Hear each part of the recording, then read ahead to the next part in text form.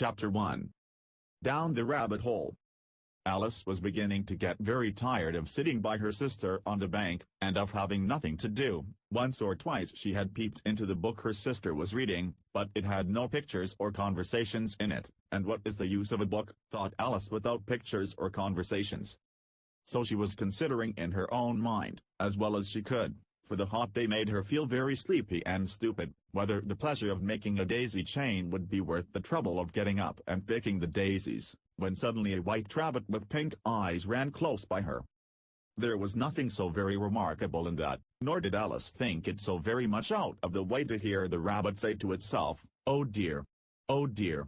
I shall be late." When she thought it over afterwards, it occurred to her that she ought to have wondered at this, but at the time it all seemed quite natural. But when the rabbit actually took a watch out of its waistcoat pocket, and looked at it, and then hurried on, Alice started to her feet, for it flashed across her mind that she had never before seen a rabbit with either a waistcoat pocket, or a watch to take out of it, and burning with curiosity, she ran across the field after it, and fortunately was just in time to see it pop down a large rabbit hole under the hedge. In another moment down went Alice after it, never once considering how in the world she was to get out again. The rabbit hole went straight on like a tunnel for some way, and then dipped suddenly down, so suddenly that Alice had not a moment to think about stopping herself before she found herself falling down a very deep well.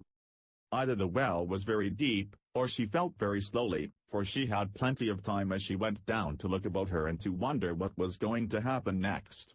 First, she tried to look down and make out what she was coming to, but it was too dark to see anything. Then she looked at the sides of the well, and noticed that they were filled with cupboards and bookshelves. Here and there she saw maps and pictures hung upon pegs.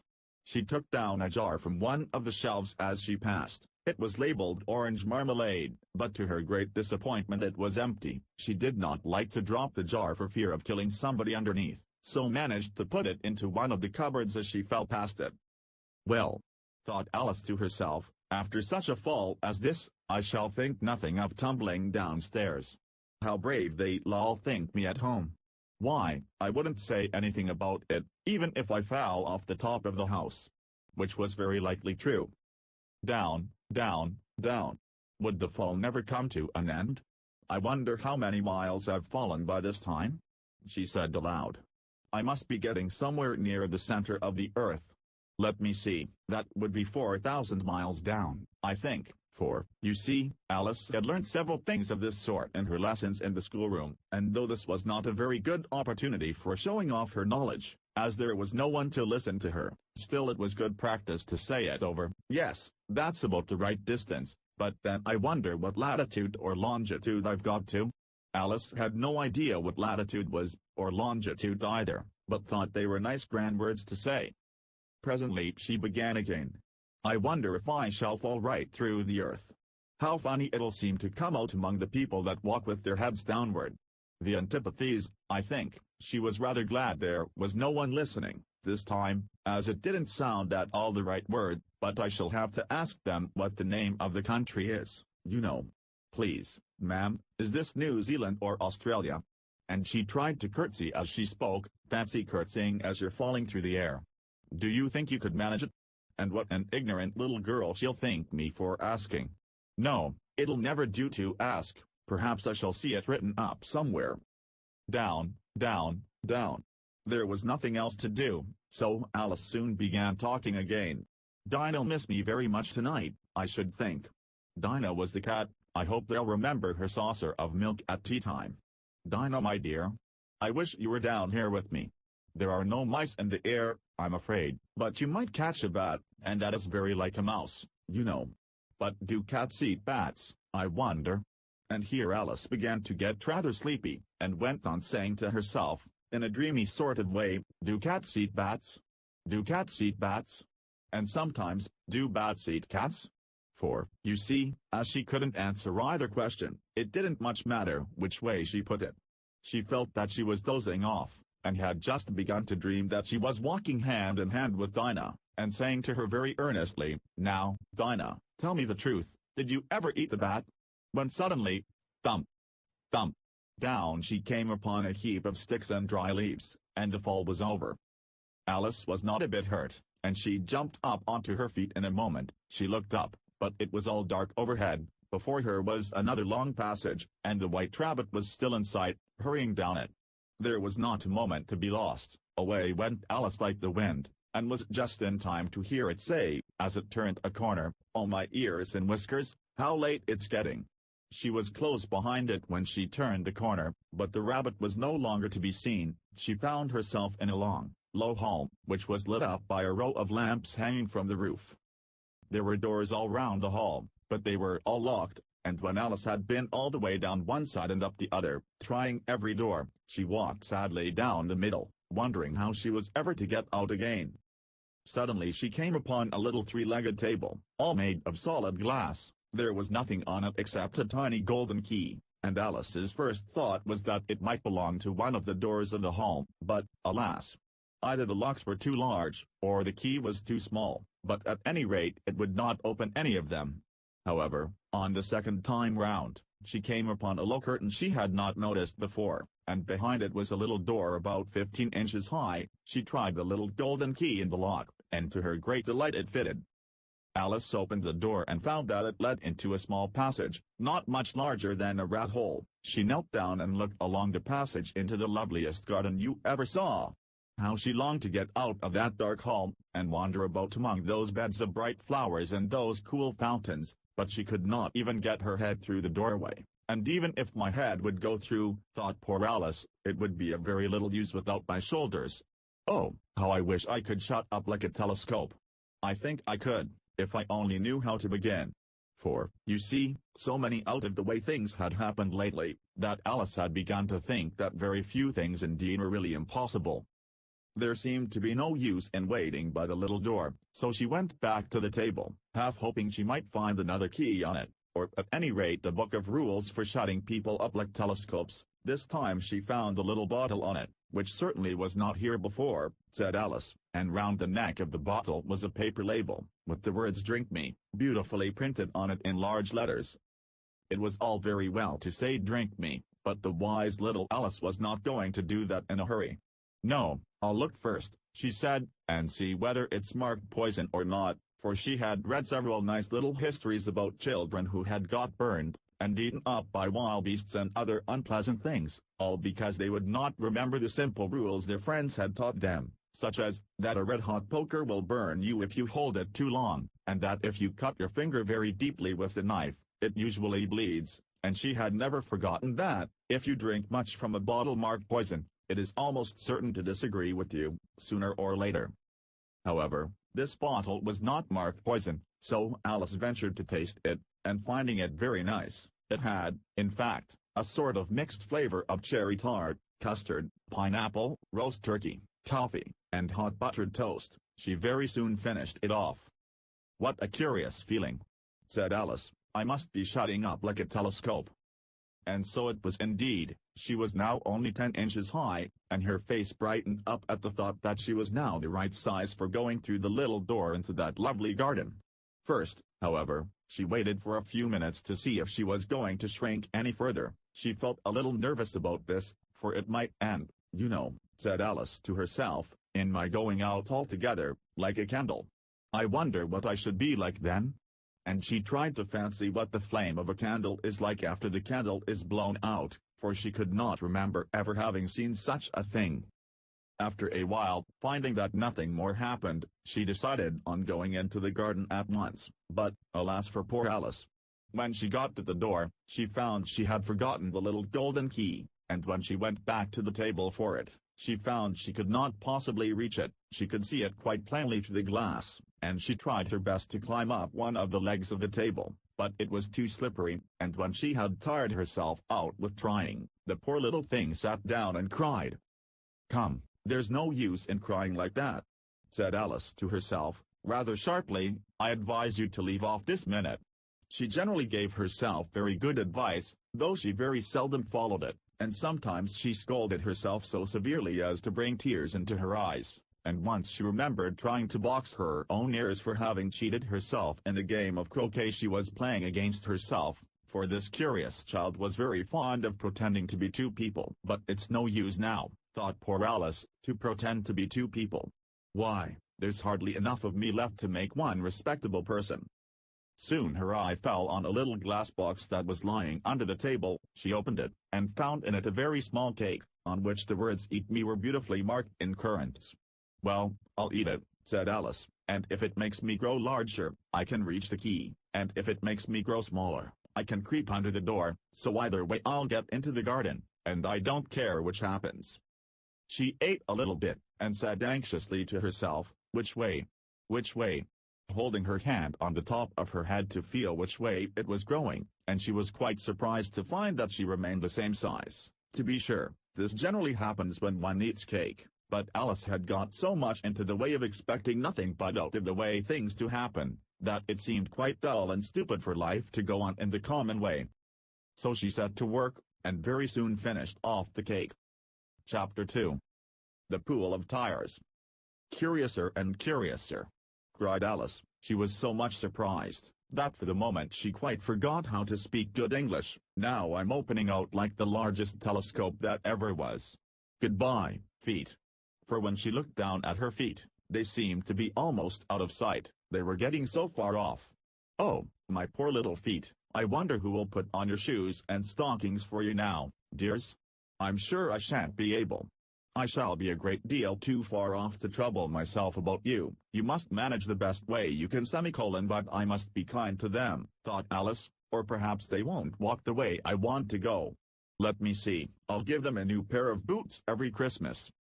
And she went on planning to herself how she would manage it. "They must go by the carrier," she thought, "and how funny it'll seem, sending presents to one's own feet. And how the directions will look. Alice's right foot, Esquire. Hearthrug. Near the fender. With Alice's love." Oh dear, what nonsense I'm talking. Just then her head struck against the roof of the home. In fact, she was now more than 9 feet high, and she at once took up the little golden key and hurried off to the garden door. Poor Alice! It was as much as she could do, lying down on one side, to look through into the garden with one eye, but to get through was more hopeless than ever. She sat down and began to cry again. "You ought to be ashamed of yourself," said Alice. "A great girl like you," she might well say this, "to go on crying in this way. Stop this moment, I tell you." But she went on all the same, shedding gallons of tears, until there was a large pool all round her, about 4 inches deep and reaching half down the hall. After a time she heard a little pattering of feet in the distance, and she hastily dried her eyes to see what was coming. It was the White Rabbit returning, splendidly dressed, with a pair of white kid gloves in one hand and a large fan in the other. He came trotting along in a great hurry, muttering to himself as he came, "Oh, the Duchess, the Duchess! Oh, won't she be savage if I've kept her waiting?" Alice felt so desperate that she was ready to ask help of anyone, so, when the rabbit came near her, she began, in a low, timid voice, "If you please, sir." The rabbit started violently, dropped the white kid gloves and the fan, and scurried away into the darkness as hard as he could go. Alice took up the fan and gloves, and, as the hull was very hot, she kept fanning herself all the time she went on talking. "Dear, dear! How queer everything is today. And yesterday things went on just as usual. I wonder if I've been changed in the night. Let me think, was I the same when I got up this morning? I almost think I can remember feeling a little different. But if I'm not the same, the next question is, who in the world am I? That's the great puzzle." And she began thinking over all the children she knew that were of the same age as herself, to see if she could have been changed for any of them. "I'm sure I'm not Ada," she said, "for her hair goes in such long ringlets, and mine doesn't go in ringlets at all, and I'm sure I can't be Mabel, for I know all sorts of things, and she knows such a very little. Besides, she's she, and I might, and, oh dear, how puzzling it all is. I'll try if I know all the things I used to know. Let me see, 4 times 5 is 12, and 4 times 6 is 13, and 4 times 7 is, oh dear. I shall never get to 20 at that rate. However, the multiplication table doesn't signify. Let's try geography. London is the capital of Paris, and Paris is the capital of Rome, and Rome, no, that's all wrong, I'm certain. I must have been changed for Mabel. I'll try and say how doth the little," and she crossed her hands on her lap as if she were saying lessons, and began to repeat it, but her voice sounded hoarse and strange, and the words did not come the same as they used to do. How doth the little crocodile improve his shining tail, and pour the waters of the Nile on every golden scale?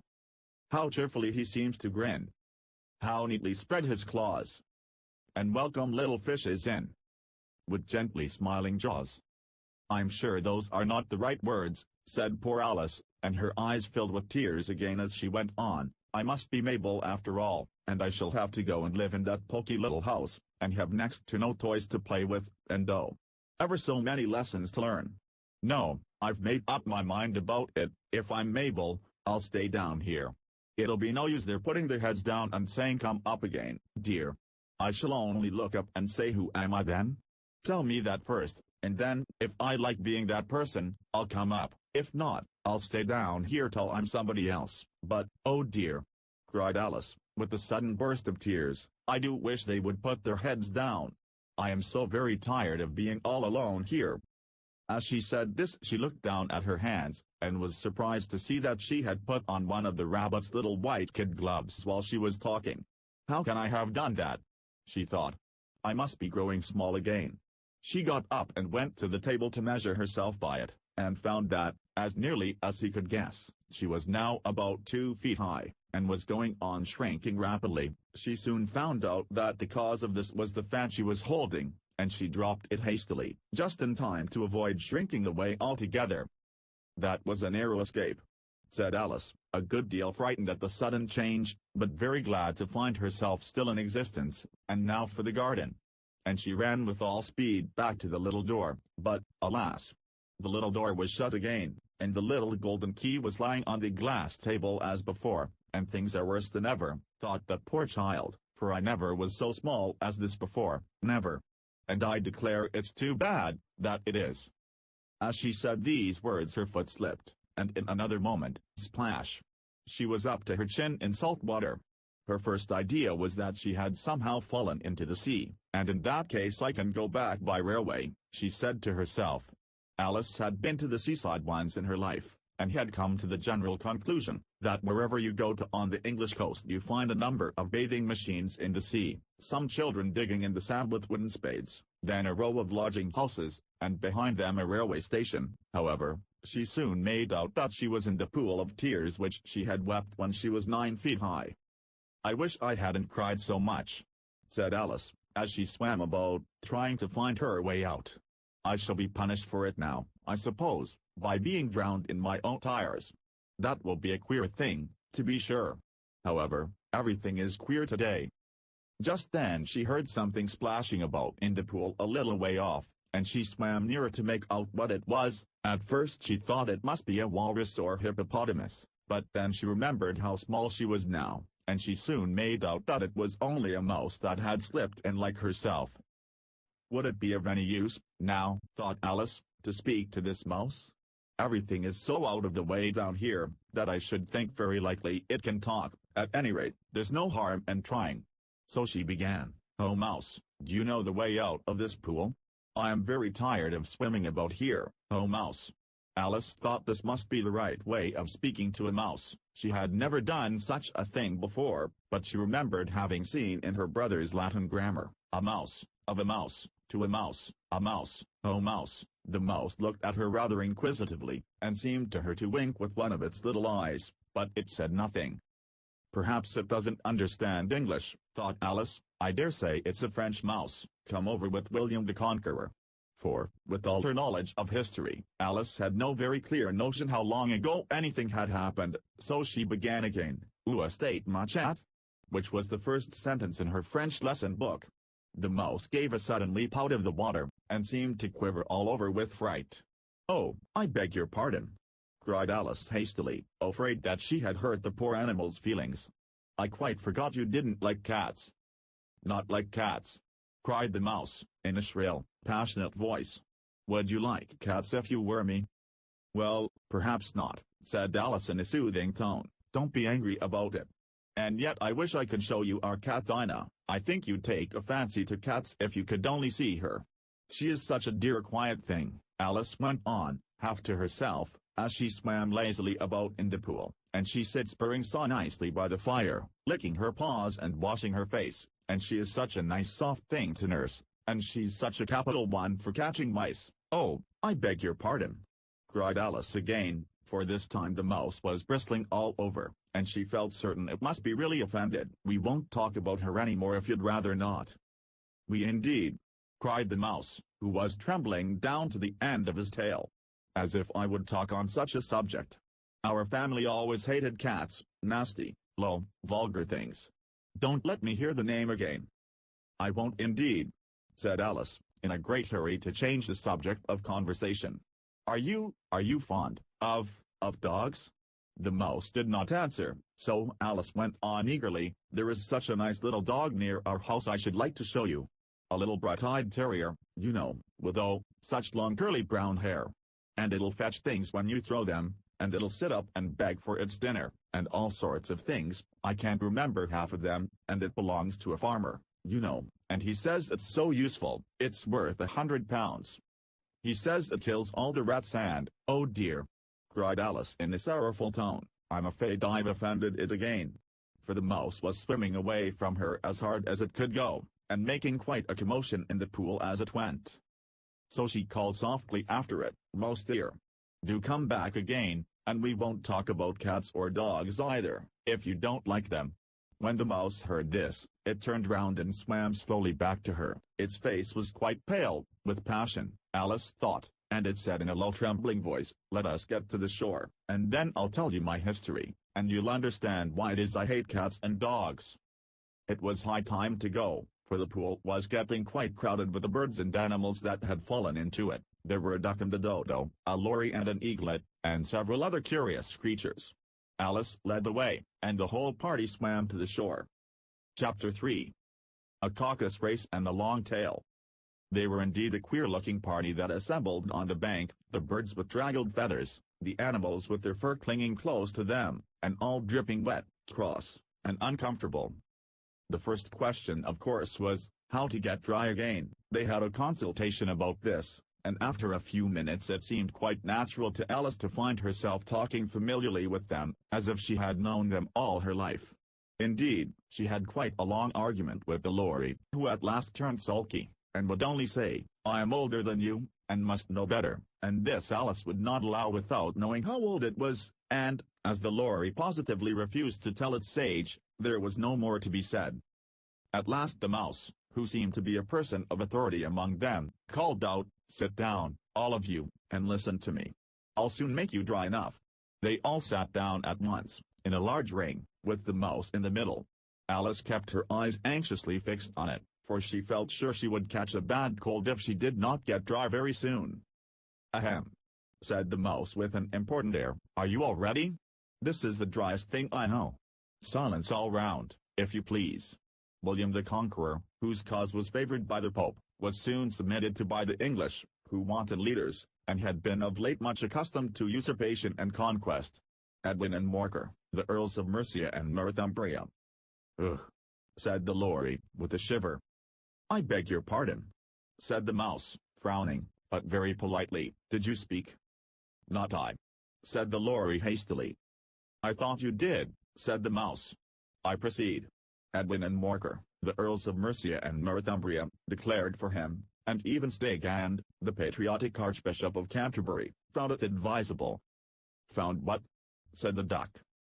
"Found it," the mouse replied rather crossly. "Of course you know what it means." "I know what it means well enough. When I find a thing," said the duck, "it's generally a frog or a worm. The question is, what did the Archbishop find?" The mouse did not notice this question, but hurriedly went on, "Found it advisable to go with Edgar Atheling to meet William and offer him the crown. William's conduct at first was moderate. But the insolence of his Normans—" "How are you getting on now, my dear?" it continued, turning to Alice as it spoke. "As wet as ever," said Alice in a melancholy tone. "It doesn't seem to dry me at all." "In that case," said the dodo solemnly, rising to its feet, "I move that the meeting adjourn, for the immediate adoption of more energetic remedies." "Speak English," said the eaglet. "I don't know the meaning of half those long words, and, what's more, I don't believe you do either." And the eaglet bent down its head to hide a smile, Some of the other birds tittered audibly. "What I was going to say," said the dodo in an offended tone, "was that the best thing to get us dry would be a caucus race." "What is a caucus race?" said Alice, not that she wanted much to know, but the dodo had paused as if it thought that somebody ought to speak, and no one else seemed inclined to say anything. "Why," said the dodo, "the best way to explain it is to do it. And, as you might like to try the thing yourself, some winter day, I will tell you how the dodo managed it." First it marked out a racecourse, in a sort of circle. "The exact shape doesn't matter," it said, and then all the party were placed along the course, here and there. There was no 1, 2, 3, and away, but they began running when they liked, and left off when they liked, so that it was not easy to know when the race was over. However, when they had been running half an hour or so, and were quite dry again, the dodo suddenly called out, "The race is over." And they all crowded round it, panting, and asking, "What, who has won?" This question the dodo could not answer without a great deal of thought, and it sat for a long time with one finger pressed upon its forehead, the position in which you usually see Shakespeare, in the pictures of him, while the rest waited in silence. At last the dodo said, "Everybody has won, and all must have prizes." "But who is to give the prizes?" quite a chorus of voices asked. "Why, she, of course," said the dodo, pointing to Alice with one finger, and the whole party at once crowded round her, calling out in a confused way, "Prizes! Prizes!" Alice had no idea what to do, and in despair she put her hand in her pocket, and pulled out the box of comfits. Luckily the salt water had not got into it, and handed them round as prizes. There was exactly 1 apiece, all round. "But she must have a prize herself, you know," said the mouse. "Of course," the dodo replied very gravely. "What else have you got in your pocket?" he went on, turning to Alice. "Only a thimble," said Alice sadly. "Hand it over here," said the dodo. Then they all crowded round her once more, while the dodo solemnly presented the thimble, saying, "We beg your acceptance of this elegant thimble," and, when it had finished this short speech, they all cheered. Alice thought the whole thing very absurd, but they all looked so grave that she did not dare to laugh, and, as she could not think of anything to say, she simply bowed, and took the thimble, looking as solemn as she could. The next thing was to eat the comfits. This caused some noise and confusion, as the large birds complained that they could not taste theirs, and the small ones choked and had to be patted on the back. However, it was over at last, and they sat down again in a ring, and begged the mouse to tell them something more. "You promised to tell me your history, you know," said Alice, "and why it is you hate C and D," she added in a whisper, half afraid that it would be offended again. "Mine is a long and a sad tale," said the mouse, turning to Alice, and sighing. "It is a long tale, certainly," said Alice, looking down with wonder at the mouse's tail, "but why do you call it sad?" And she kept on puzzling about it while the mouse was speaking, so that her idea of the tale was something like this. Fury said to a mouse, that he met in the house. "Let us both go to law. I will prosecute you.com. I'll take no denial. We must have a trial, for really this morning I've nothing to do," said the mouse to the cur. "Such a trial, dear sir, with no jury or judge, would be wasting our breath. I'll be judge, I'll be jury," said cunning old Fury. "I'll try the whole cause and condemn you to death." "You are not attending," said the mouse to Alice severely. "What are you thinking of?"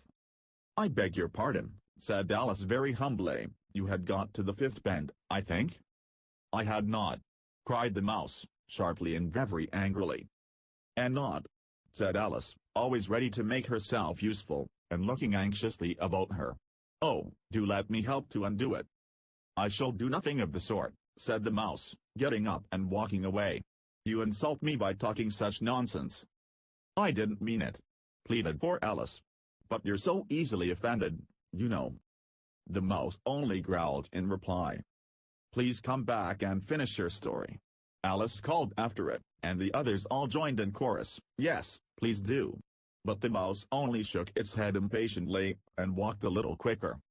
"What a pity it wouldn't stay," sighed the lorry, as soon as it was quite out of sight, and an old crab took the opportunity of saying to her daughter, "Ah, my dear, let this be a lesson to you never to lose your temper." "Hold your tongue, Ma," said the young crab, a little snappishly. "You're enough to try the patience of an oyster." "I wish I had our Dinah here, I know I do," said Alice aloud, addressing nobody in particular. "She'd soon fetch it back." "And who is Dinah, if I might venture to ask the question?" said the lorry. Alice replied eagerly, for she was always ready to talk about her pet. "Dinah's our cat. And she's such a capital one for catching mice you can't think. And oh, I wish you could see her after the birds. Why, she'll eat a little bird as soon as look at it." This speech caused a remarkable sensation among the party. Some of the birds hurried off at once. One old magpie began wrapping itself up very carefully, remarking, "I really must be getting home, the night air doesn't suit my throat." And a canary called out in a trembling voice to its children, "Come away, my dears.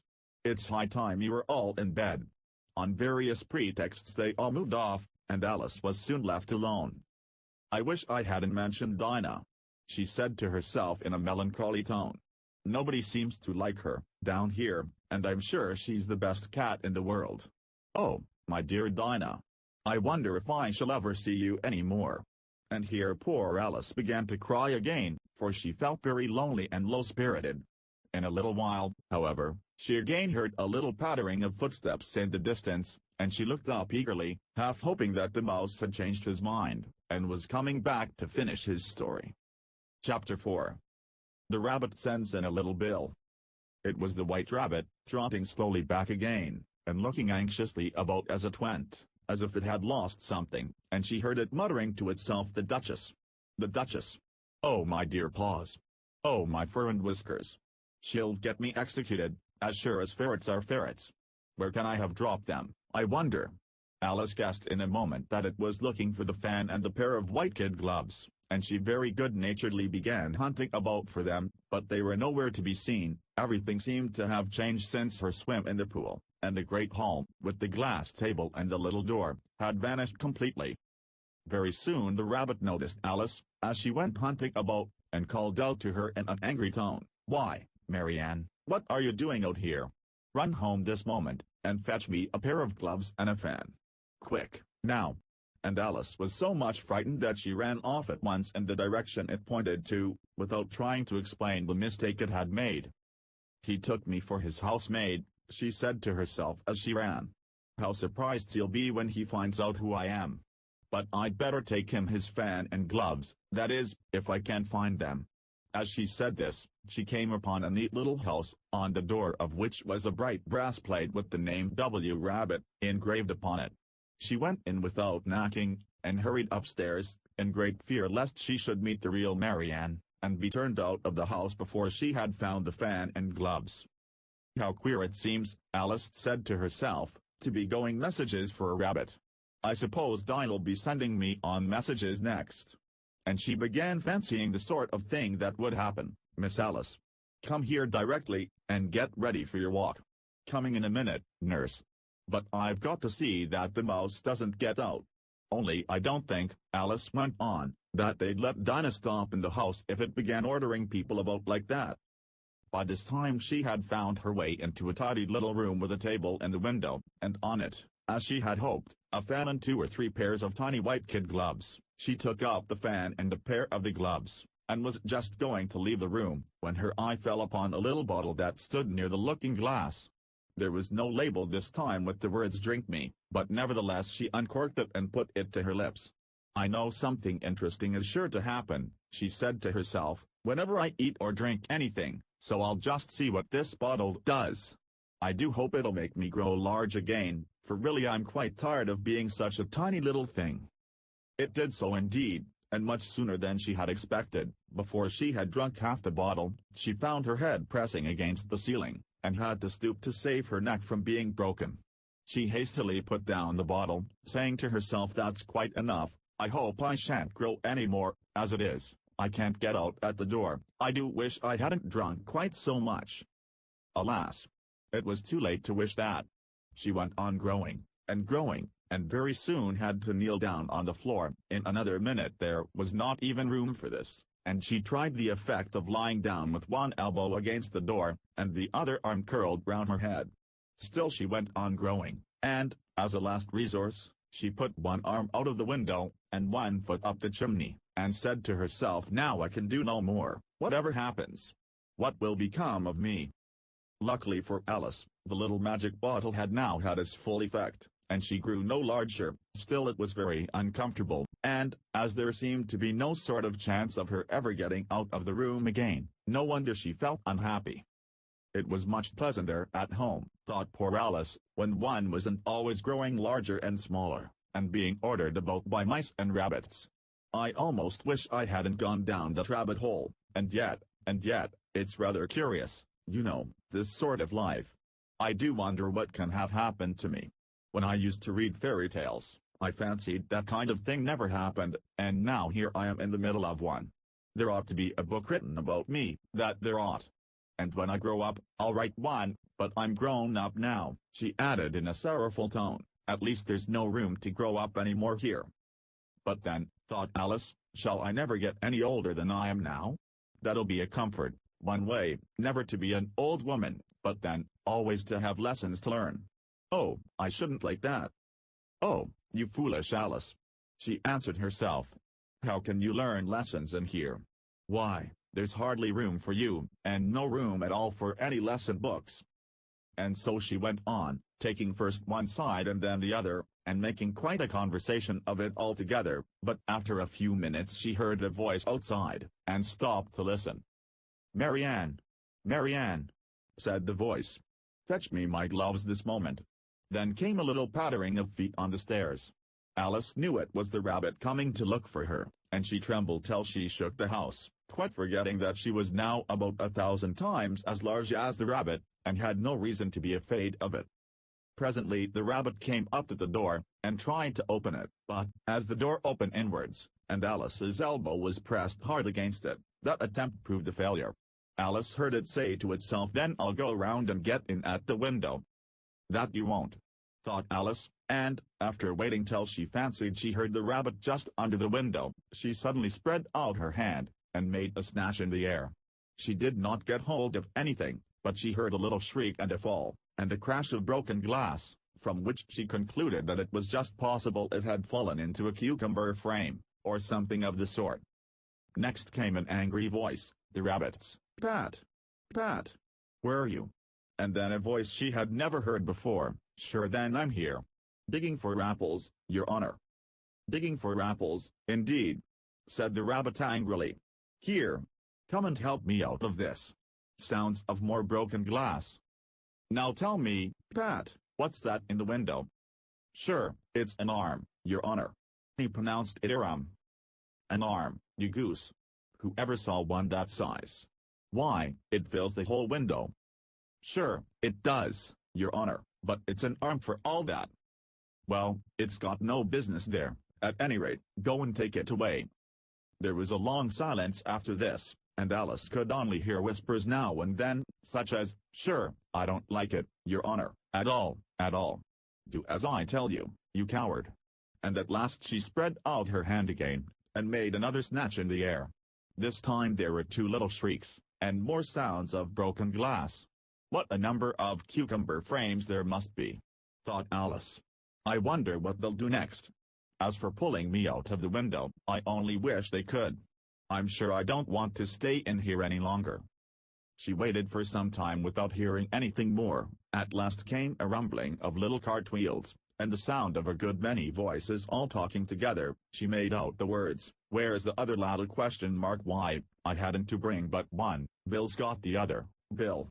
Fetch it here, lad! !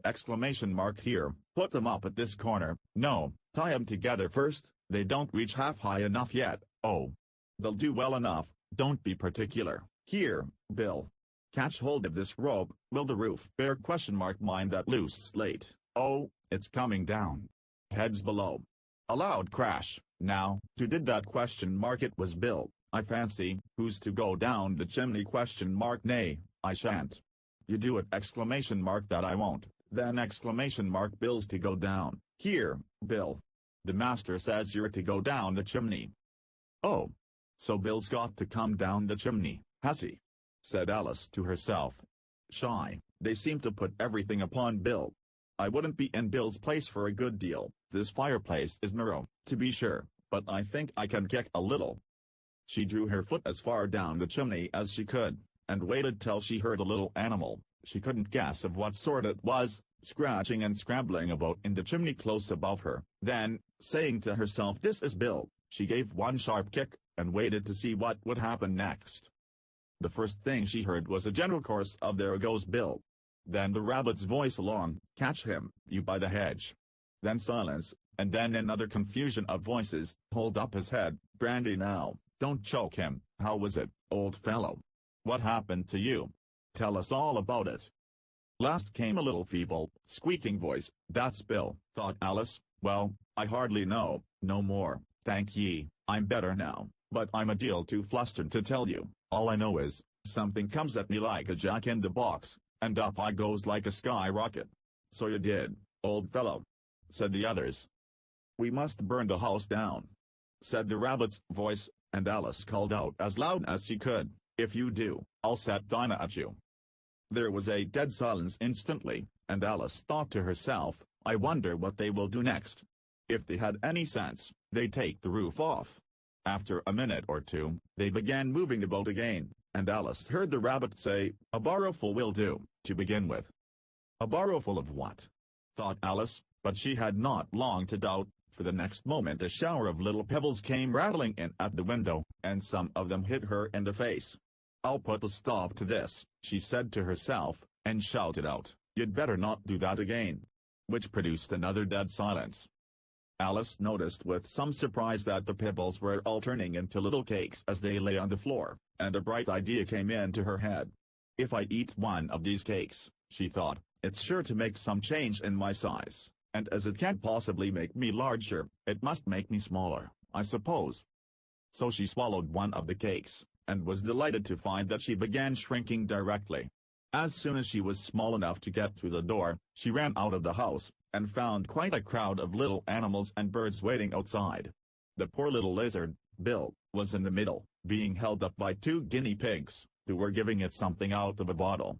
They all made a rush at Alice the moment she appeared, but she ran off as hard as she could, and soon found herself safe in a thick wood.